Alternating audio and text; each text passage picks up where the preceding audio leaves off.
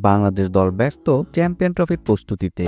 ৮ ফেব্রুয়ারি থেকে আনুষ্ঠানিকভাবে প্রস্তুতি শুরু হচ্ছে টাইগারদের। এবার অনুশীলনে আঙুলে আবারও ব্যথা পেয়েছেন সৌম্য। এর ফলে তাকে নিয়ে সংখ্যাও তৈরি হয়েছে। তার এই চোট গুরুতর কিনা জানা যায়নি। চোট পাওয়ার পরে দ্রুতই তার কাছে ছুটে যান ফিজিও ও বাংলাদেশ মেডিকেলের স্টাফরা। এরপর তাকে মাঠ ছেড়ে যেতে দেখা যায়। ওয়েস্ট ইন্ডিজ সফরের সিরিজের দ্বিতীয় টি-20তে ইনজুরিতে পড়েছিলেন সৌম্য সরকার। খেলার এক পর্যায়ে তানজিদ হাসান সাকিবের অফ স্টাম্পের বাইরের বাড়তি লাফিয়ে ওঠা বলে এজ হয়েছিল রবমান পয়েলের। স্লিপে ক্যাচ দিলেও সেটা লুকে নিতে পারেনি সৌম্য।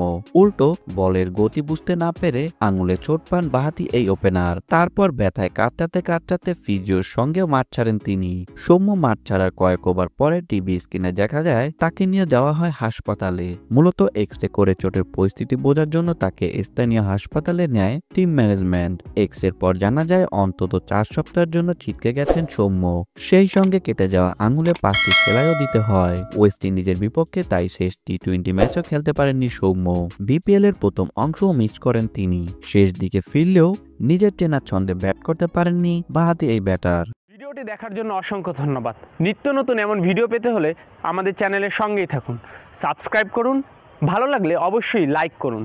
ভিডিও সম্পর্কে যে কোনো মন্তব্য করতে পারেন আমাদের কমেন্ট বক্সে। ধন্যবাদ।